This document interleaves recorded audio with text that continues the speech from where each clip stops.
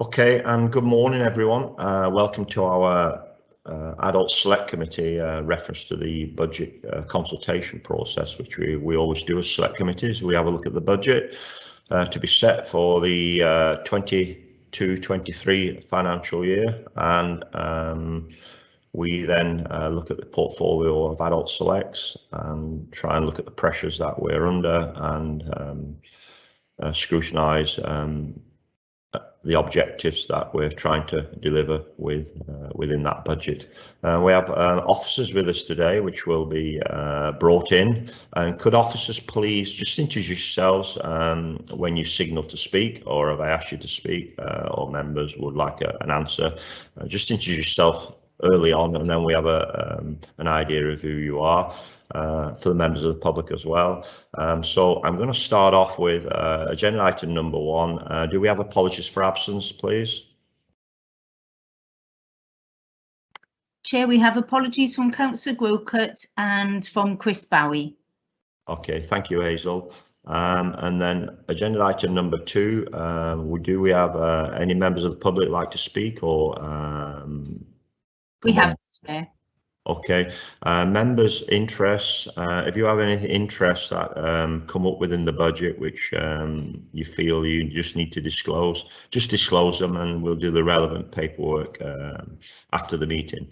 Okay, right, we'll get into the budget item there. Our officers with us, we have cabinet members and senior staff from finance, etc. So I think we're going to start off with a presentation from Councillor Murphy, cabinet member. Phil, are you on board? Are you ready to do a quick presentation? Yes, Simon, I'll do that now if you want me to. Yeah, we'll start with Phil then. Thank you, okay. Phil. I'm excuse me, I'm Phil Murphy. I'm cabinet member for resources. I'm going to go through the budget presentation today. One or two of you who were on the schools budget forum last week will have heard it, so my apologies to those. And increasingly people will have heard it as we go through the presentations and all the various selects.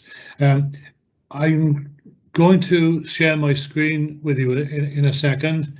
The problem associated with that, of course, is that I can't see if anybody puts their hands up or anything. So, can I ask you if you leave your questions until the end? Most questions that occur to you as I go through are answered by the following slide anyway. So you'll probably find it's better just to make a note of any queries that you've got. And then Tyrone and Jonathan will go through the detail of the question. So if you just bear with me just a second while I go into the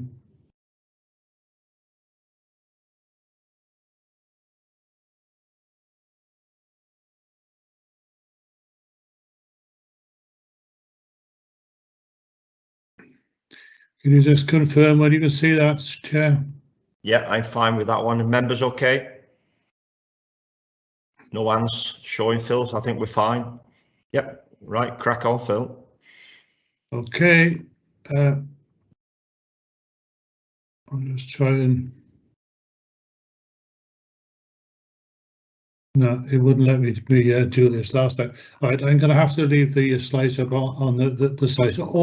Or can you just see the main picture? Can you see the pictures on the pages on with the trees and stuff? And yeah, but can you see all the various pages down the side? Yeah, of this? Down the pages down the side there. Perhaps if you just click them, it may. No, for some reason, and it did this on the other meeting on Thursday. Well, okay, I'll just click on the slides as we go through. Yeah, okay. So there you go. That's come up, Phil. Yeah, good. Okay, right. So in today's session, I'll be sharing the budget plans, as you know, for 2022-23.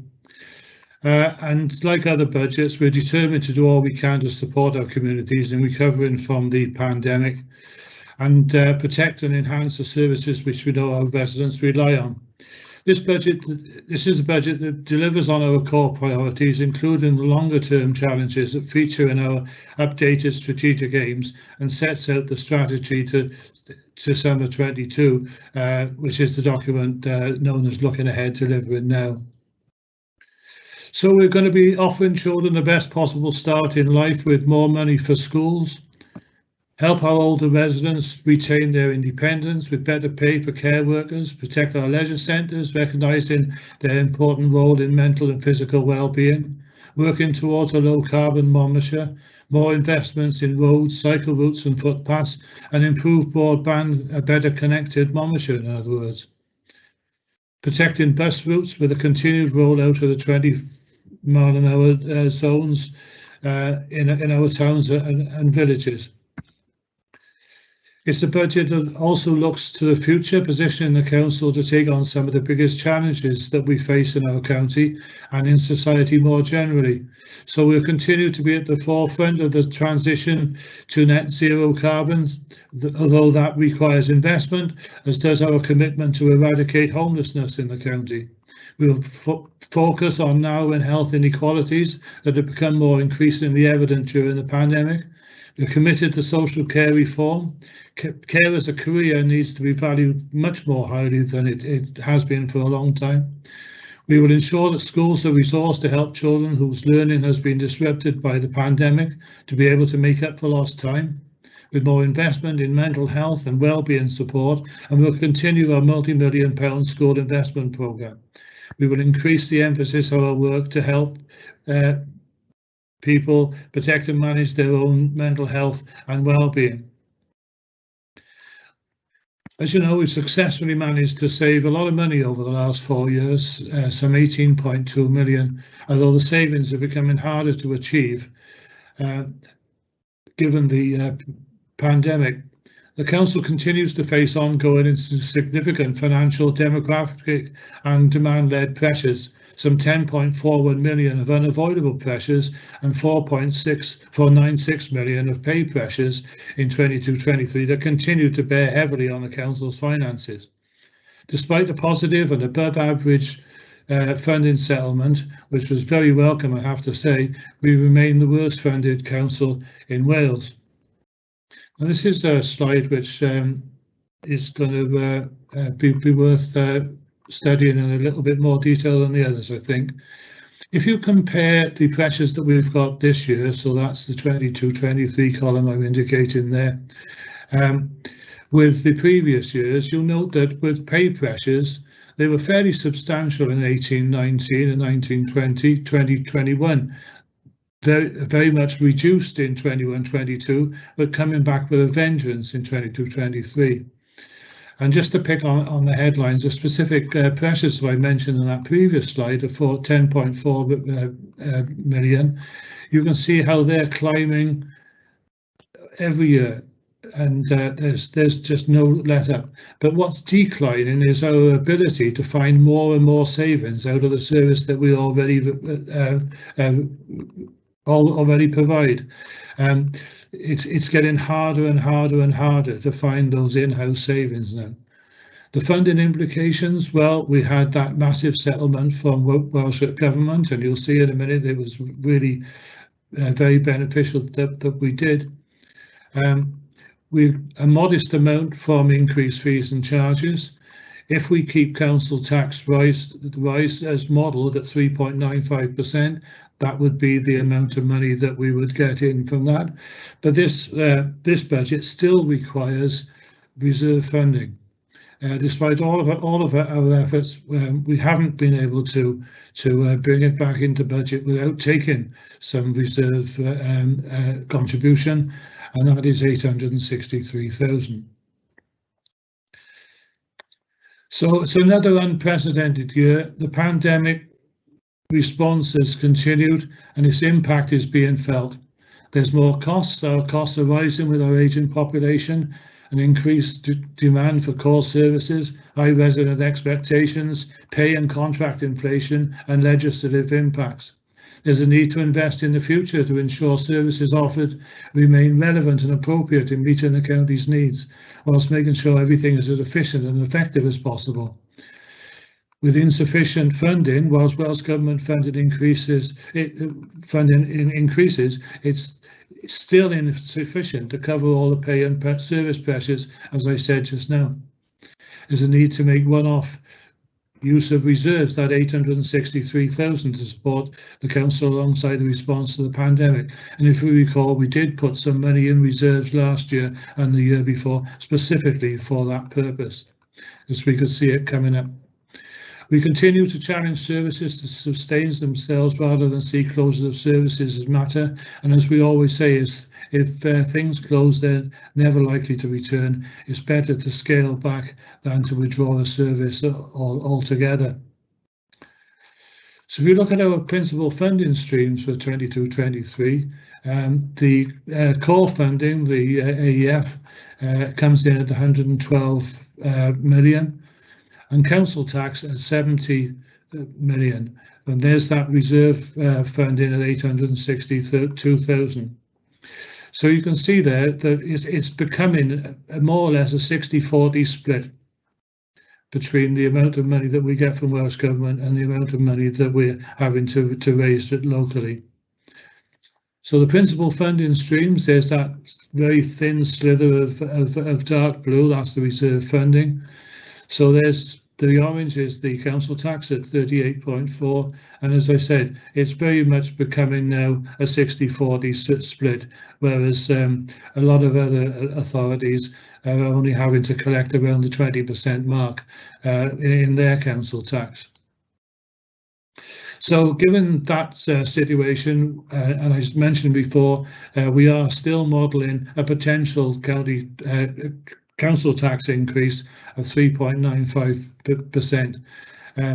At the moment, we've got no other viable options than to use our reserve funding, but that's already at low levels, as we know. And we are drawing upon it to support the budget unless we can find any other forms of savings over this consultation process. So Monmouthshire residents are always keen to see this this slide. I stress it is the MCC element of the council tax bill only. Town and community council and police precepts will be added to that, and I know that some town councils have gone for fairly substantial increases, or proposing them at least. But in the typical bandy property that we always mention, it would be an increase of £1.09 per week. There's the bandy equivalent. Looking across all of the counties in Wales, and you can see there that we're slightly higher than the Welsh average, but more or less in the pack. So the the perception that council tax is high in Monmouthshire compared to everybody else, it's pretty general really. So looking at the reasons that we have to raise that 40%, that 70 million in council tax, is that we have a mixture of houses, as well as government see it, that would enable us to do that. It's not as simple as that, but basically that illustrates it in a few words rather than spending all morning explaining the differences in the reasons for the calculation of AEF. But you can see that in Monmouthshire we've got a fair spread of properties, and that enables us to collect far more off the public, and that's what Welsh Government require us to do. Blaenau Gwent has got one of the highest Band D charges, but they don't collect their money through Band D, they collect nearly all of their money through Band A. So we saw an 11.2% increase in our core funding from Welsh Government, even above the Wales average of 9.4%. Very, very welcome, and you'll have seen already why it was absolutely essential that we needed that level of funding. And it will, so it's third years following years of ongoing reductions. MCC still remains the worst funded authority per head. The settlement does not offset all of the council's pressures and inflation. Prudent provision has had to be made for pay awards, and COVID funding ends in March, the COVID hardship fund.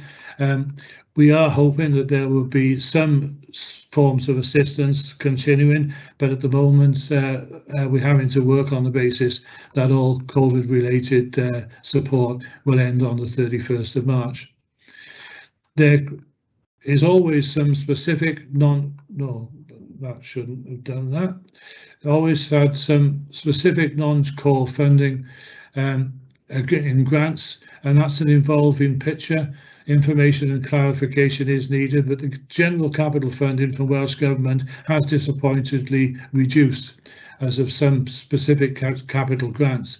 Again, further clarification is awaited on that. We always have the situation where we have to go through the budget not knowing quite what the grant situation is, and there is also always the possibility of grants coming within the last couple of weeks of the financial year.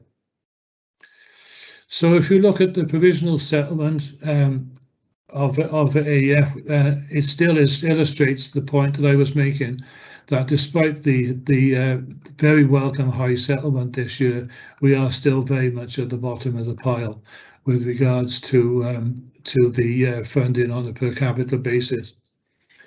If you look at the council tax put on top of the money that we get from Welsh Government, it still shows very, very clearly what that additional burden on our council taxpayers is.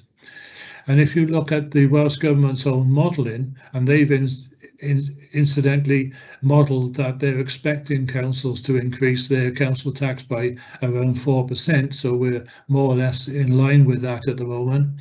Even by their own modelling, they recognise that we are substantially lower per capita than other authorities. So the budget recognises all pay and pension related pressures in schools up to a threshold of the 3% pay award. Schools have had substantial grants lately. They have very substantial amounts of reserves in many cases. We recognise the increase in demands placed on children's and adult social services and children with additional learning needs. We're responding to the needs of the homeless. There's limited scope for frontline services to make efficiency savings. There's a continued drive for service efficiency and effectiveness, and fees and charges increases have been limited as much as possible, with all local services being maintained. So if you look at that on a medium term basis, that's 10.4 million of additional pressures that we've had to accommodate this year, plus the wage pressures, even taking into account the modest amount of savings we've got to make. You forecast that through to the medium term, and it still indicates that we've got some 13.6 million to have to find over the next 4 years.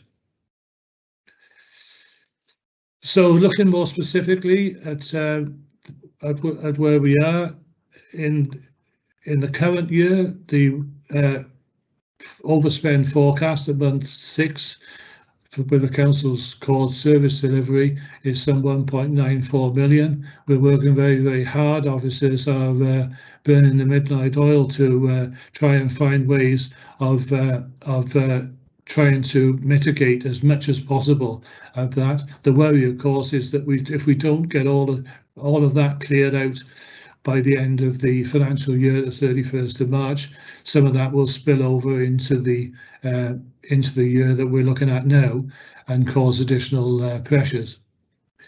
So there's a lot of budget recovery taking place. There is an expectation of further specific grant funding from Welsh Government before the year end that might assist in that position, but we'll have to see. And the council has a long history of working within its budget, but it's important, such as to prevent any need to draw on the limited one-off reserves. If we have to, we will, but we'll do everything to try and make sure that we don't. There's a further 3.97 million deficit related to COVID that we expect to be fully funded from the Welsh Government's COVID Hardship Fund. But if there's any of that isn't, that will continue to pile on the pressure. This is coupled with the fact that even though we've put in a substantial amount for what we're expecting pay awards to be, the negotiations are still going on, and the actual awards have not yet been made. Capital slippage is ongoing, and there's a real challenge that both internally and externally in relation to try to set the capital budget. So on our budget progress to date, we have gross expenditure of 254, nearly 255 million, and there you'll see the 10.4 that I spoke about, the 4.6. The service efficiencies that I mentioned, the extra amount from Welsh Government, small amount from increased charges, and that would be the additionality if we keep council tax at our modelled rate of 3.95. And there's the 8.63% that I told you about. The budget is spent principally on social care and education. As you can see, 12% of it goes towards enterprise and all the activities carried on there with highways, waste, etc. So you can see the amounts running the council are still relatively small compared to the main items of expenditure. I'm going to miss the next couple of slides because they only relate to internal stuff. So if you look at that 10.3, who's been expecting to have these pressures accepted as part of the process? Children and young people, 1,038,000. Social care and health, 4,599,000. And I'm sure that Jane will be able to tell you a lot more about that in a minute. Enterprise, 2.5 million. And there's, you know, although the others have got smaller amounts, they're nonetheless very important to them and taking some covering. So the main pressures, the pressures that remain out of the control of the authority, driven by demand, inflation and legislative changes, have been challenged and where possible managed or mitigated. The significant pressures, that 10.4 million, are within children with additional learning needs and demand pressures of 0.96 million. Funding for children's services, particularly looked after children, 1.31 million. Sustaining the model of delivery and adult social care for increased demand and complexity is another million there. Responding to an unstable social care market, that's a 1.9 contingency there.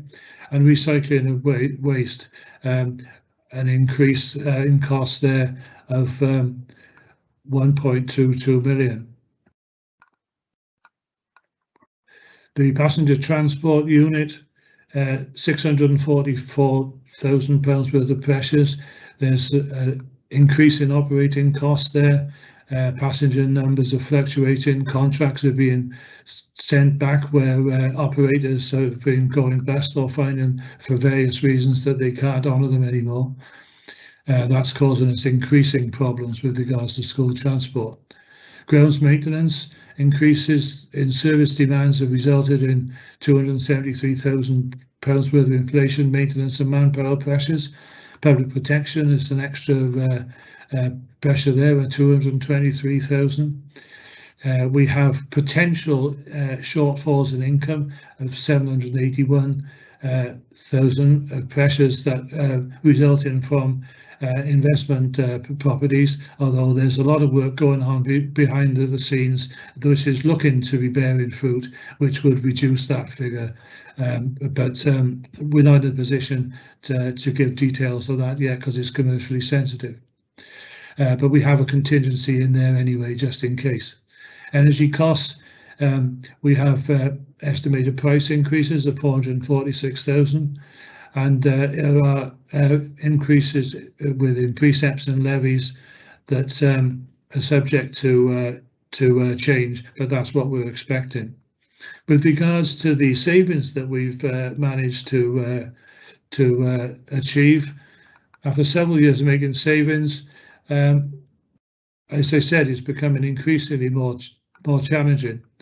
It's been exacerbated by the pandemic, and where officers' time has had to be diverted to the emergency response and ensuring financial services are delivered, the in-year spend, whilst being managed by the recovery plan, sees significant service pressures carried through to 22-23.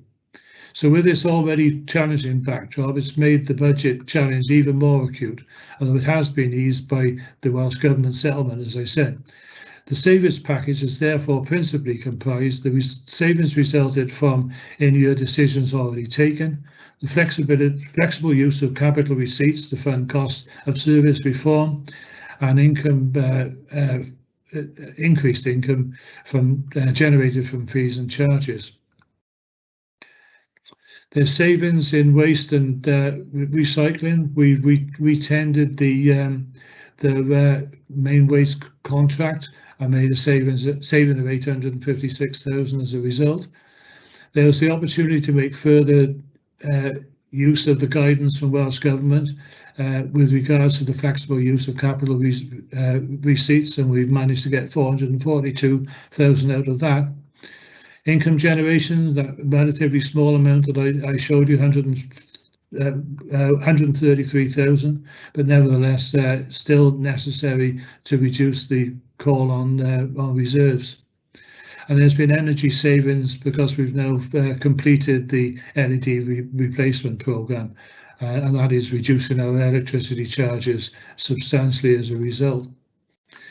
All proposals have been assessed early for quality and impact and well-being and future generations considerations. And in the budget papers, you'll see that on the 16th of February, this consultation period ends. As a result, anybody who has any alternative ideas as to how we should be dealing with this budget needs to have informed us in detail of those by the 16th of February.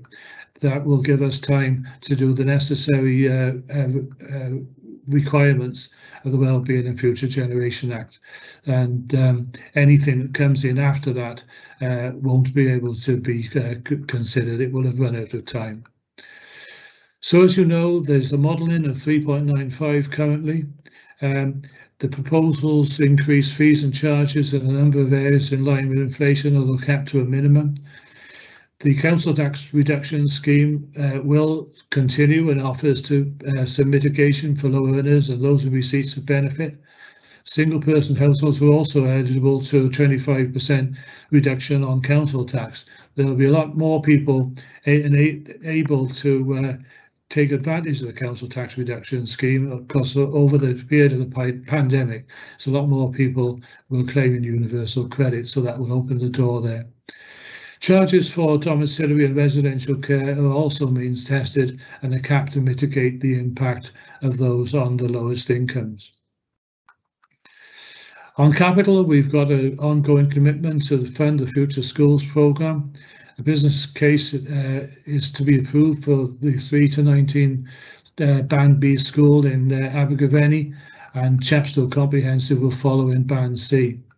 There's the ongoing commitment to the Cardiff Capital Region City deal. Crick Road Care Home is being delivered actually on site, started that already. They did just before Christmas. There's investment maintained at current levels. The core programme of around 5.3 million covers highways and property plan maintenance in our county farms portfolio. Spending 900,000 again on disabled facility grants. Access for all, 250,000. As mentioned, the continued flexible use of one-off capital receipts to meet the cost of service reform, and there's 2.7 million of capital bids still to be assessed alongside 762,000, which was the amount that the capital budget dropped from Welsh Government this year, and clarification is being sought with Welsh Government on that. As you know, there's substantial backlog of maintenance, property, disability, discrimination act work, roads, rights of way, bridges, culverts, substantial amounts that require still to be done there. That situation hasn't changed. We're still getting problems with road closures due to landslips. Ash tree dieback is becoming a major problem now. Trees have become brittle and dangerous, and we're having to do an awful lot with regards to cutting those down. Homelessness and housing related provision, there's an ongoing problem there. Provision of low-cost affordable housing, digital infrastructure investment, transport, active travel. There's a lot of work being done on active travel. Investment in rationalisation of community amenity sites. As you know, we closed Ask, and we're investing in a lot of the others. Mon-life investment consideration. Abergavenny has had a major refit just recently. The Monmouth one was done a year or two back, and if the levelling up bids are successful, although the last bid round wasn't, we will be doing Caldicot as soon as we possibly can. With the climate emergency and carbon reduction commitments, that's ongoing work. A match funding for specific grant funds will be there when required.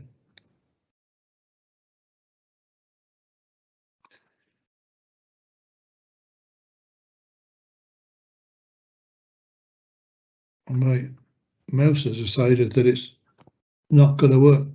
The continued impact of the pandemic on the council and the local economy and its communities is a key uncertainty. The risk the Welsh Government funding will not be forthcoming to fully meet costs and income losses resulting from the pandemic, notably within homelessness, leisure centre income and adult social care. The extent of any further increased pressures, and given the volatility in some areas such as social care and children with additional learning needs, the need for early clarification on levels of specific grant funding that will help sustain some of the services. To the extent that these risks materialise, then further budget recovery action will need to be taken in 2022-23. Public finances and the needs of community continue to be impacted by a truly unprecedented way as a result of the pandemic. Welsh Government have now provided indicative settlement projections for the next 2 years, 3.5% and 2.4%, as a result of the UK Government and the Chancellor publishing a 3-year comprehensive spending review. They haven't done that for some time, so Welsh Government weren't able to either, but now they have, Welsh Government have. But they are subject to change. Council tax increases over the medium-term financial plan have been set at the 3.95% for modelling purposes, in line with the proposal for this current budget. Pay award assumptions are updated in line with OBR forecasts, and further work is being undertaken to update service pressure estimates and savings opportunity over the medium term. But there'll be a new political administration in May, and they will outline their priorities. So we have to suspend work on the medium-term financial plan until those are done. So the challenge that I mentioned over the next period of the medium-term financial plan is some 13.5 million. You can see there how it climbs during that period. So the last slide you'll be delighted to hear is the timetable. The budget proposals are going through now within the next period, 4 weeks to the 16th of December. Various select committees will be meeting now throughout the remainder of that period. The final cabinet meeting, or the final budget, will come to cabinet on the 2nd of March, and then on the 3rd of March we will have the council setting budget. But can I just reiterate that if anybody who comes forward at that meeting with ideas and tells us how we should be altering the budget will not have had the opportunity of having it properly assessed. And whereas we might be able to take it on in a subsequent year, we won't be able to use it in that year. So there you are, Chair. Sorry it goes on so long, but there's an awful lot of things to consider with regards to the budget this year.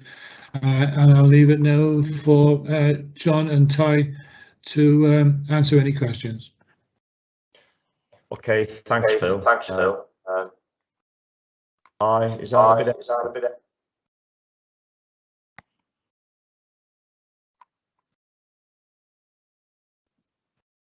How's that?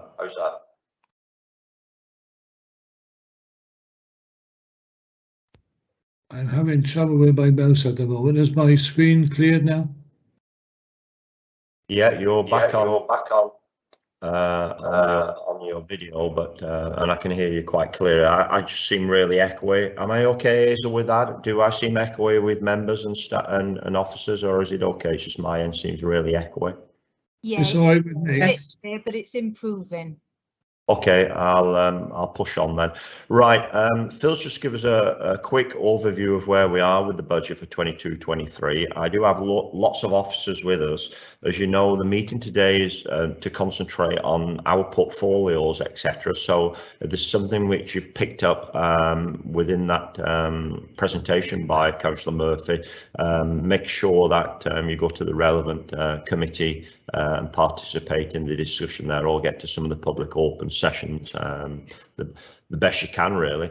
So I'm just going to start with questions as reference to anything Phil has brought up regards us, and then I will probably ask officers to step in reference to our portfolio then, and just give us an overview of the pressures that they're under within that budget. So members, is there anything you just want to ask Phil quickly as reference to where we are with the presentation he's made there in brackets? The budget 3.95, anything which you feel that is vital to ask him? No. Tony, I've got a quick question off Tony there. Do you want to just step in, Tony, quick, please? Tony, I think you're on.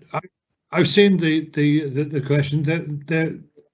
They're two entirely different grants, Tony. I know you've asked a question on DFGs, and I know Peter Davis has just sent a response to you. Whether you've had a chance to look at that yet, I don't know. But no, the 900,000 was what it was increased to that last year as part of the base budget. We'd had temporarily made it up in previous years. So DFGs are for the actual disabled grant, disabled modifications. Access for all is a separate budget. Thank you. Okay, I think I've got Ruth as well. I've just been notified. Ruth, there's something that you may want to ask. Is that correct? No, I'll pass on that. What I'd picked up in there, it wasn't so much relevant to what we're discussing this morning, Simon. It's a completely different thing. Just at the pressure, when you're going through so many different things on pressure, you can pick up some, but not relevant really for this morning. Thank you, Chair. Okay, I've got no hand signal coming up on members. I don't know why there, so I didn't pick you up there. Sorry about that, Hazel, just inform me. I don't have anybody else, Hazel, just keep an eye on it for me. I've got nothing else popped up there. Right, okay, so let's step into our portfolio now, reference to the pressures, etc. So do I have, let's say, Tyrone, just want to take us through that, or anybody else, Jonathan or anybody? Just put your hand up. I've got Tyrone there. Great. Good morning, Tyrone. Could you just introduce yourself, please? Yeah, sure. Good morning, Chair. Good morning, all. My name is Tyrone Stokes. I'm the Finance Manager for Social Care and Health. In terms of this morning, I can take you through the portfolio and the savings and the pressures pertinent to this select. So first of all, I'll just pick up on Councillor Murphy's presentation and the pressures that Councillor Murphy detailed in his presentation. £4.599 million of pressures for social care and health. That's for the Directorate as a whole. If I break that down into what's pertinent for the Adult Select Committee, those pressures would amount to circa £2.3 million. If I break that down in your pack, you've got the pressure mandates there. Of the 2.3 million, the first one is £1 million is for the adult social care service pressure. I think the reference number for that is SCH2. That's relevant to what we need in order to provide the service for next year. The majority of the £1 million comes from the over recruitment of carers to our in-house domiciliary care service. And that's in order for us to provide domiciliary care to our clients due to the fragility in the external domiciliary care market. And we are recruiting carers to make sure that services are being provided to those with assessed identifiable domiciliary care need. The remainder of the pressure is in terms of what's been identified through the course of doing the forecast this year, and where we got overspends in terms of providing our service. We've got just over 100,000 is the reduction in the social care workforce and sustainability grant, which we are using to prop up or to contribute towards core services. So we are looking to make up that grant shortfall of £124,000. The remainder is coming from the adult select share of the increase to the real living wage. For adult services, that amounts to £1.25 million, and that's the projection I put forward in terms of meeting the obligations of the £9.90 announced by the Welsh Government in a move towards the real living wage being paid for the children's and adult social care sector. Just like the stress for that, the £9.90, even though it's been costed up, we are looking at what we'll buy for that £9.90 rather than a pound for pound exchange. In terms of the savings, we've got £120,000 of savings from increases in fees and charges. The majority of that, circa 100,000, is due to adult services. The majority is from means tested services in terms of residential and non-residential services that Councillor Murphy picked up in his presentation. They are means tested, is all shrouded in the legislation of the Social Services and Wellbeing Act. Just to point out in terms of domiciliary care services, they are presently capped at £100 a week. That's the maximum someone will be expected to contribute. However, for residential care, just for clarification, there is no cap. So if the person is assessed that they can pay the full fees themselves, that's what will be levied towards them. That's a summary in terms of the portfolio under Adult Select. I'm happy to take any questions, Chair. Thanks. Thanks, Tyrone. Do I have any questions there? I know I've got Louise. Louise, do you want to come in, please? Yes, thank you, Chair. Yeah, I was just asking a question about social care in general, because obviously there is the issue of the fact that there is a shortage of carers, and I understand some people are being asked if they would like to obtain their own carers and then basically ask for direct payments back.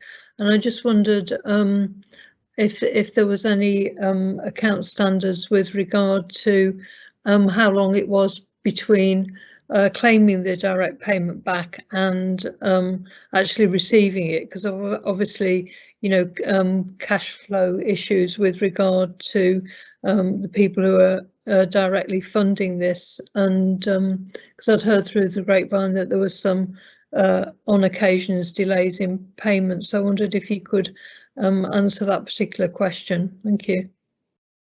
I'll open up first and then I'll leave it for the Chief Officer to come in then if they feel the need to. Councillor Brown.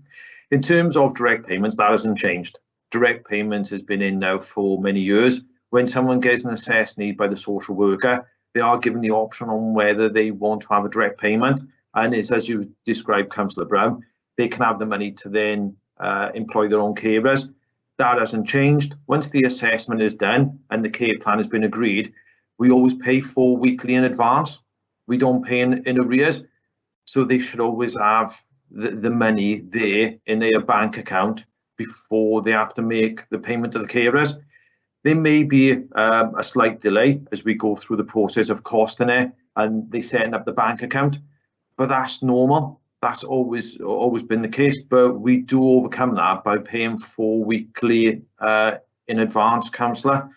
So it should be 4 weekly in advance rather than claiming and then getting a delay, is that right?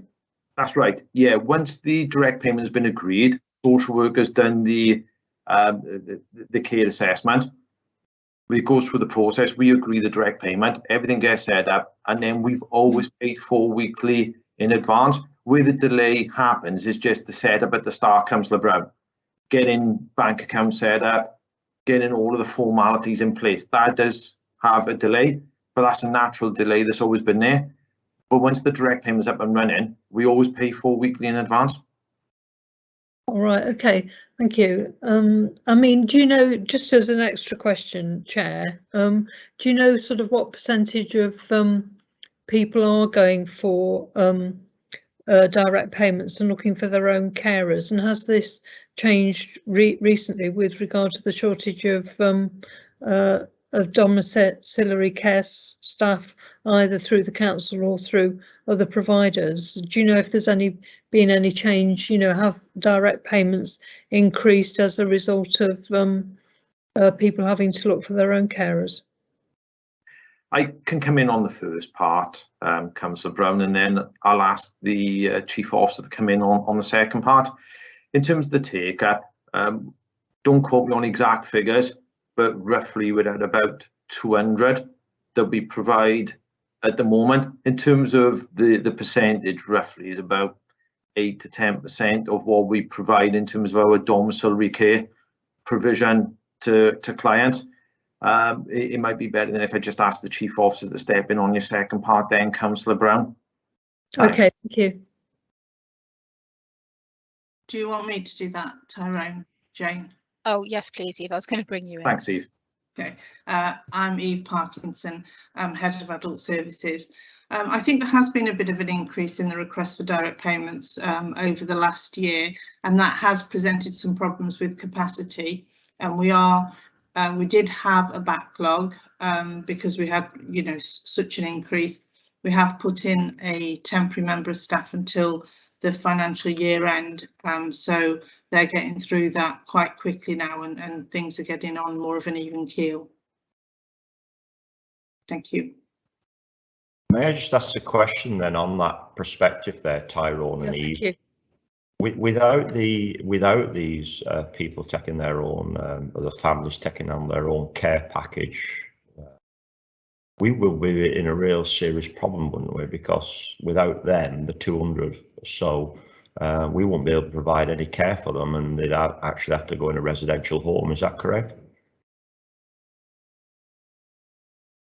And if they haven't got a placement in a home, we then have a real serious issue there, because they're blocking in wherever they are. If they aren't at home, if they're wanting to get out of the NHS, out of the Naira and Bevan or whatever, we can't put them anywhere then, because the family aren't willing to take them on. Would that be right then? So we've got 200 placements out there which are being paid for because they've taken the thing forward themselves to provide that care. I'm being correct here? Yes.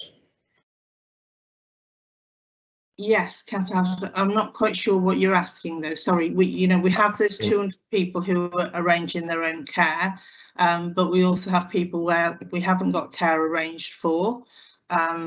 We have got the Health Board have got a scheme for those around hospital discharge, which they're funding themselves, which is called Step Closer to Home, whereby they are placing people in a short-term residential placement for approximately 6 weeks while we're trying to source the care while they're in that home. Predominantly those are for people who do want to return home, or for people who are looking for a longer term placement and where they want to go hasn't got anywhere at the moment. So that's I think we've probably, again, like Ty says, don't quote me, but we've had 60 plus people who've gone via the Step Closer to Home route. In the main, we've been able to get those people home, but it is continual challenge to do that. Yeah, I think where I'm going on this is actually, I mean, it seems as though this is going to be an ongoing struggle for the next 12 months on finding care providers on the sector. So we will be looking to encourage probably more families to take this on perhaps themselves and get funded directly, as Tyrone pointed out to Louise there, Councillor Brown. So it looks as though the direction that we may be taking is we can't manage with the providers at the moment because there isn't enough out there.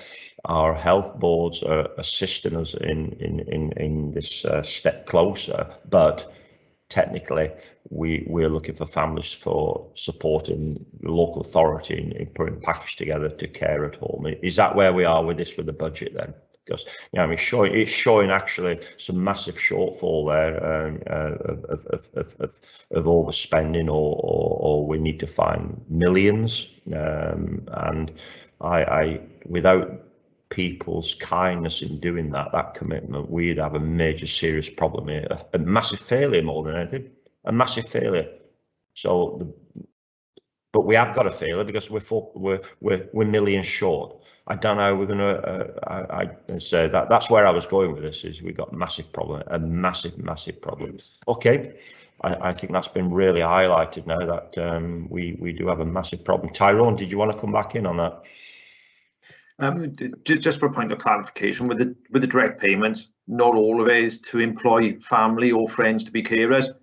Some people elect to have the money to pay the care agency themselves because it may be a specific carer that they want to employ rather than the agency sending the rostered carer out to them. So it's not always going in that fashion, Councillor. Yeah, but I think the point is the long-term vision here is with the private sector of care. It's getting really difficult now for them.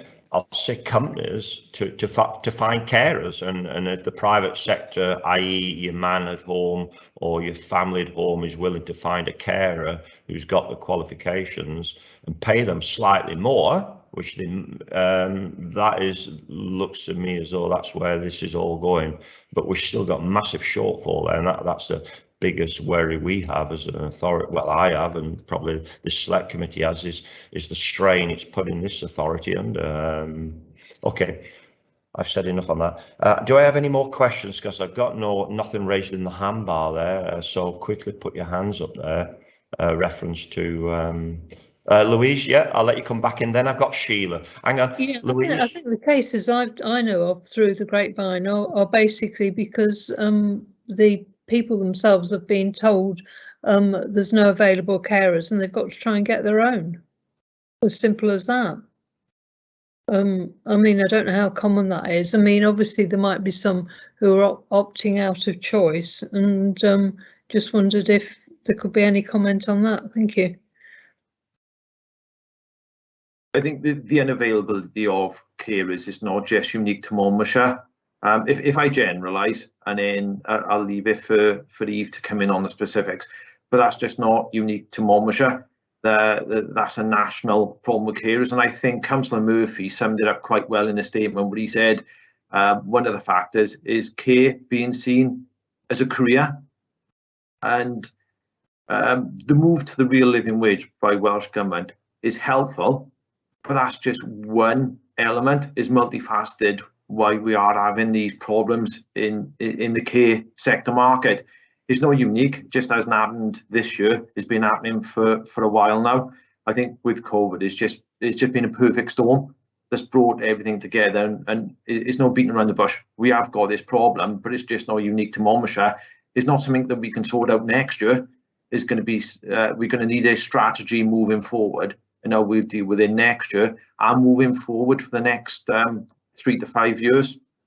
Thanks. Sorry, Eve, I'll let you come in now. Thanks, Eve. No, I was just going to refer to what you said earlier, Tyrone, that we are going to be having meetings looking at how we provide care in a sustainable way going forward, rather than just passporting the money on. We have started having conversations with our independent providers about what those models might look like.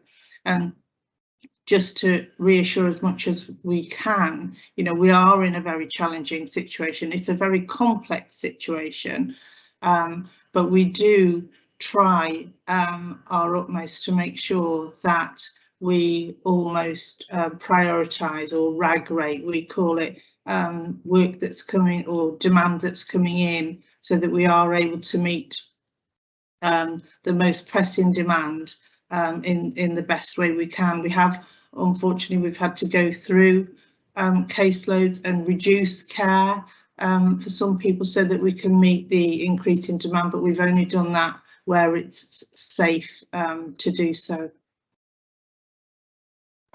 Okay, Sheila, Councillor Woodhouse, please. Thank you very much, Chairman, and thank you to the team for going through this morning. I mean, there's an awful lot of information here. Having read through it and now hearing you explain a great deal of it further, it's an awful lot to take in. But we appreciate what you're doing. It must be dreadfully difficult at this time. We can't believe where we've come to over the last 2 years. So this is all added to your very difficult area of work. We do appreciate it, but I wonder if you could just explain for me a little bit about, I'm trying to work out this real living wage.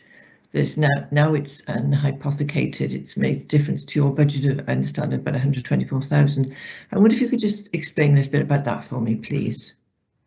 Sure, I can take that, Eve, if you like, and answering your comment, Councillor. Before I do, I just like to, in terms of the credit, I think that goes to Eve and the care team, and also those external carers that have worked tirelessly during the pandemic. Me, I have an easier job working in the background, if you like, not working and directly providing that care. So I just want to make sure that that credit you gave, Councillor, goes to those people. It really should. In terms of the real living wage, what we've got at the moment, or what we had, was the national minimum wage.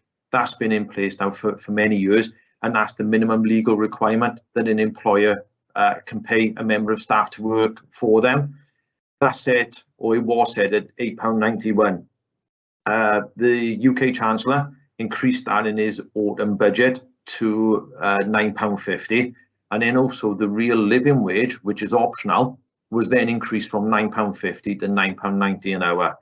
Following Mark Drakeford's, or the First Minister, sorry, announcement on the 21st of December 2021, the move for Wales to then be a real living wage employer, and the first sector to be targeted was that in social care, covering adult and children's, and that's what we've costed, is the impact moving from the national minimum wage of £8.91 moving to paying at the real living wage of £9.90.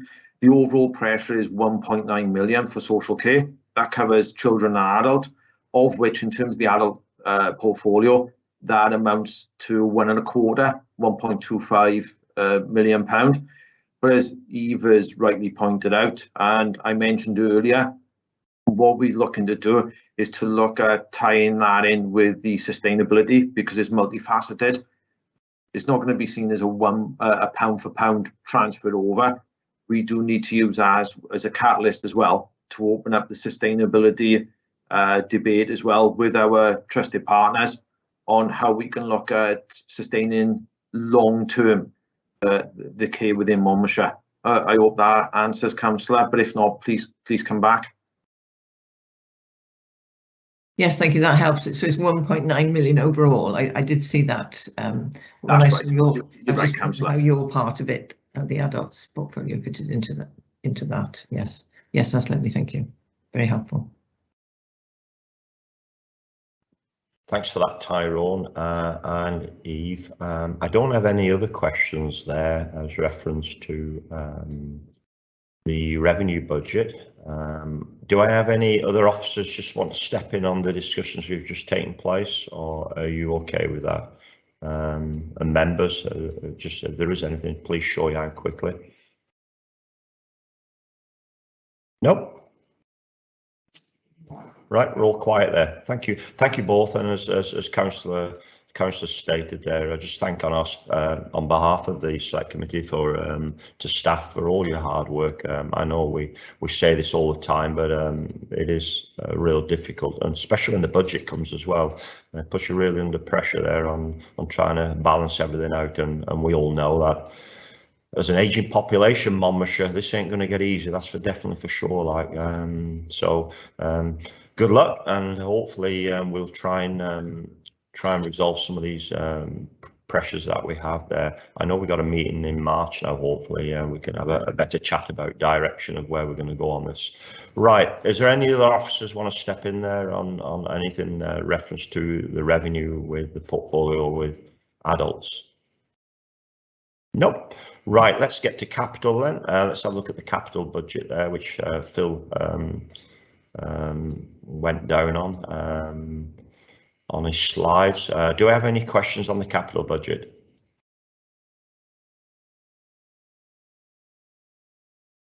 No, it's all gone quiet. May I ask just about Crick Road there? I've shown the slide there. We're on a direction there to push on with Crick Road there. The financial side for Crick Road then is being met by capital. There are serious pressures on capital. What about the grant side of that then on delivering Crick Road? Is that going to be okay for the next 12 months on any grants that we'd apply for, and sustainability of them grants, etc.? Tyrone, have you got anything on Crick Road for us? Yeah, I can give you an update on that. In terms of Crick Road, is a major partnership with health and the utilisation of the intermediate care fund that's being provided through Welsh Government.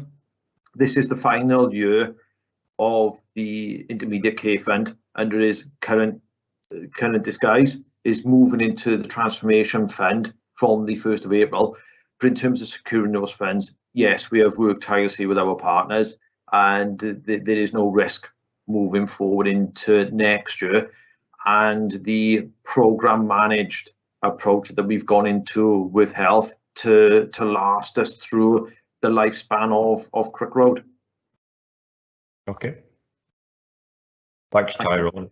It's okay. Yeah. And just for a point of clarity, in terms of the capital budget, we've got it covered off, like you said, Councillor, but also this funding through prudential borrowing as well as part of the scheme costings, which was presented to councillors some years ago. I think it was back in 2018, I think, or 2019, a report went to councillors. So we're still in keeping with that original report that we sent out to members. Okay, so on the capital side of it for the next financial year, Crick Road seems to be covered. There'll be no shortfalls or anything happening with Crick Road, or anything hidden away, which perhaps, i.e. prudential borrowing, the interest rates start rising quite steeply in the next 12 months. We should be able to cover that, because what you take from Peter, you've got to give to Paul, so something else has to suffer, doesn't it? That's generally how it goes, isn't it? But Crick Road hopefully is online to be delivered. Can we make sure that come the next sessions of councillors, that Crick Road is on the agenda there, just an updates of where we go, because it is important that we have Crick Road delivered and where we are with that. Is that all right, Phil? Can I just mention something on the potential borrowing aspect of that? We don't borrow specifically for any particular scheme. We only borrow when the market conditions are right to do so. So we'll end long-term borrowing to take advantage of short-term borrowing, or we use internal monies at the right time of the year. Rather than specifically borrow and set an amount of money over an extended period that relates to one specific thing. So the borrowing, yeah, we will have to borrow to maintain an awful lot of the capital programmes, but it won't be specifically for that programme. Just wanted to clear that up, Chair. Okay, that's great, Phil. Just on that borrowing then, that we do have a threshold that we have to, that we get to, that actually we can't borrow anymore. What percentage are we at the moment then, if we find we do have to do a lot of prudential borrowing? because you just can't keep borrowing because it has to be paid for. Where are we with that, Phil? Yeah, So Jonathan, want to come in on that one? John's the one for that. He's had that at his fingertips, won't you, John? Okay. Yeah, morning, Chair Jonathan Davis, acting as the head of finance at Monmouthshire. Yeah, Chair, we've got an authorised limit, as you mentioned, that we need to approve at the start of any financial year. And as Councillor Murphy mentions, it's part of a managed treasury strategy. So we won't be able to go above that limit. That's monitored all of the time. And we have a fair bit of headroom within that at the moment, probably getting on for about 30 million headroom. So we're not close to that limit, and that limit is proportionate to our need and is reviewed as part of the strategy that will go to council now in March. So I think that clarifies it. Yep. Okay. Thanks for that. Members, is there any more questions you'd like to ask on the capital finances reference to the budget? No, got no hands showing. Right, I think we're fine. Tyrone, sorry, Tyrone, you want to come back in? Yeah, sorry, Chair. I'm just following the chat bar, and Tony has put in a question. Do we wish to answer, or should it be asked in the proper format, since we're in a open public forum? Yeah, just bear with me, Tyrone, because I'm just trying. Like 3 or 4 things here I've got to keep an eye on here. I got raised hands and the chat bar there. Well, I'll let Tony in there. I say Tony's part of the committee, i.e. non-voting member, but I'll allow him to ask the question. Tony, ask your question. We've got a bit of space here and a bit of time. Okay, thank you, Simon. I mean, the question comes up, one of the inefficiencies in Monmouthshire and perhaps in Powys and Ceredigion is the length of time that the carers spend on the road between clients. So that's an inbuilt inefficiency. Have we got a handle on how much that might be, or the effect that it has on our total service provision? If you like, Tony, I'll open up and try and cover that off generally, and then Eve might want to come in on some operational specifics. In terms of what you mentioned, that's deemed in a definition under travel time. And yes, being rural, we do have that travel time. What we try and maximise, certainly internally, I can only speak on behalf of the external carers, but I do know they work with us to do this, is to maximise the rotas. So for example, you wouldn't have a carer in, say, Usk Town, then you expect them to go out rurally into the outskirts of Abergavenny, only an hour later to come back into us. So we try and do it on a cluster basis, and that minimises the amount of travel time. And we also work as well with our external care sectors to try and make sure what we provide them in terms of the contract, we try and minimise that, so try and maximise the inefficiency lost, if you like, Tony, or the lost productivity time, to try and keep that to a minimum. Thanks. Okay, thanks for that. Is that okay, Tony? Yeah. I know it's really difficult being a rural county, but anyway, we get your question done for you there, and it's out of the way now, isn't it? Thank you. Just a second. Let's just get my chat bar down. This computer's so slow this morning. I don't know why. Get my chat bar down. So I've got no other members asking questions. I got nothing in the chat bar. So I think we're done there, I think. Is that right, Hazel? Hazel, are we okay with everything there yet? Okay, Hazel gone quiet on me. Yes, sorry, Chair. That's all right, no problem. Yeah, unless there's further questions, Chair. Okay, no problem. Right, members and officers, I think we'll draw a line under it there. Thank you for all attending this morning, and look forward to the public consultation. Thank you, Chair. Okay. Thank you, Chair.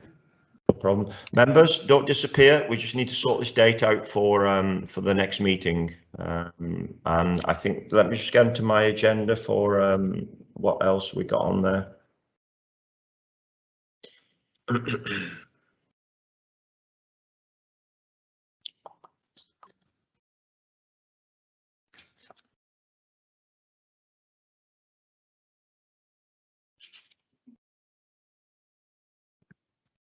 Chair, do you just want me to take members through the work programme for the next meeting? And we need to discuss a change in date potentially.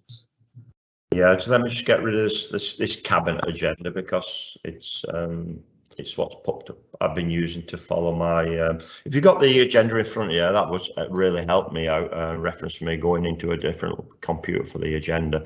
Yeah, so let's go through the work programme then, Hazel, and then we can move on to the date of the next meeting. Have we got minutes to agree from the previous meeting as well? Yes, Chair. Okay. So in terms I'll get the email. Our meeting was scheduled for the 15th of February, where we're receiving a report from Ian Bakewell on the Housing Support Programme Strategy and Homelessness. So that's got to be submitted to Welsh Government by the 31st of March, and you'll be aware that the pre-election period begins on the 16th of March. So we were to scrutinise that in advance. We've also discussed with Eve and Jane a report on domiciliary care, and I think that's quite timely and related to some of the discussions you've had this morning. So the agenda there is set. I've been made aware that there's a press release that's shortly going to be issued on Crick Road, so perhaps, Chair, you might get enough detail from that without needing to schedule that at the next meeting. But we have had a discussion about the date, which isn't feasible for either yourself as Chair or the Vice Chair. So the current date is the 15th of February. But we could potentially move that to the 2nd of March. It's Cabinet Day, but Cabinet isn't till 3 o'clock. The officers are able to do that date. So if the rest of the committee would be able to make the 2nd of March, we could bring the 15th of February back to that date, Chair. Yeah, that's fine. That suit me. I got no issues with that. If Louise is okay with that as well, and the rest of the committee, fine. That's fine. Okay. Chair. The following meeting is the 29th of March, and so far you just have budget monitoring on that meeting. I think that it would possibly be wise to look to bring that forward before the pre-election period, but I would need to have a look at some dates for that, Chair. If it is just that one item, we could possibly bring it on the 2nd of March, and then you would possibly not need to have that meeting after pre-election period. So okay. I'll investigate that, Chair. Yeah, would members be all fine with that then? So we'll try and condense the later March meeting to the early March meeting, if we can get the budget monitoring in that. That'd be great. That would be. Yep, I think I got a thumbs up from members. Most members. Yep. Okay, Hazel, can you work on that one then? Make sure we get the 2 into 1. That would really help. Yep, that's fine, Chair. Okay, right, I've got my agenda up here, so let's go back to number 5. So we've done number 6, which is the work programme, which we can work on. Got computers. They're great when they go right, they're not good when they don't go right. Right, to confirm the minutes of our previous meeting, everybody okay with them minutes? Any amendments or anything you're not happy with within them minutes? Please put your hand up and speak out. Okay, can I have a proportion, a seconder that they agree the minutes of our previous meeting? Okay, just a thumbs up off somebody and another thumbs up off somebody else, please. Yeah, I've got Maureen and Tony. I won't let, and Roger. There you go. Okay, Tony, thank you. And then we've got the cabinet work forward planner. Is there anything on there that you feel we need to look at as reference to the portfolio that we have? No, I know Ian Batewell did a presentation on homeless, on affordable homes the other day. Reference to there's a quick seminar there on it.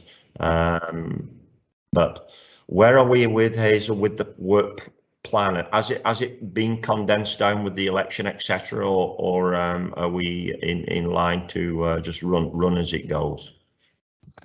I think inevitably, Chair, it is sort of it is condensed down with pre-election period. That's certainly the phase that we're in at the moment. But certain sort of topics for scrutiny are not that contentious, so there will still be some scrutiny committees that will meet after pre-election period. But it very much depends on the subject matter.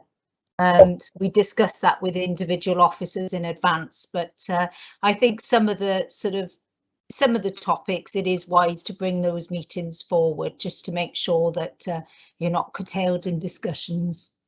Okay, thanks for that. So going back to our meeting on the March meeting, the early March meeting, 2nd of March, could we just make sure then that this is all about dom care and residential care, isn't it, Hazel? Yes, giving us some outlines. Dom care, yes. Yeah. Domiciliary care position. Yeah.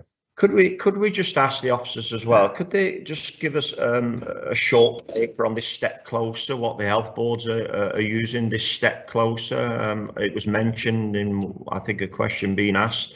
I think the health boards are using some formula for step closer with patients, etc. for care.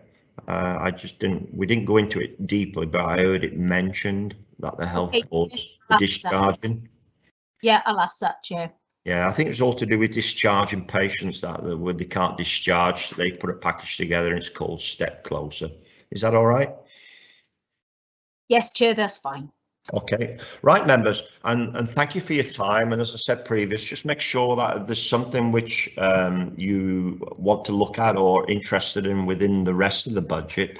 Try and log on, and we all know that if you speak to Hazel or Democratic Services or whatever, try and get onto the meetings there and sit in them and ask the chair to ask that relevant question. There's lots there to go at. I think for us as council and for us as councillors, I think it's really difficult to deliver public services.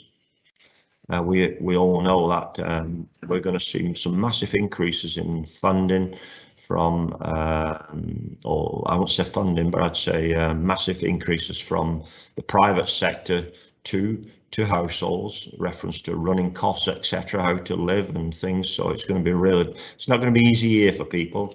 And I do hope that we get through the pandemic to a point and we can try to settle down as a nation as well for Wales, and we will have new councillors coming on board in May, and hopefully the direction of delivering public services can change, because it's all about delivering for the public out there.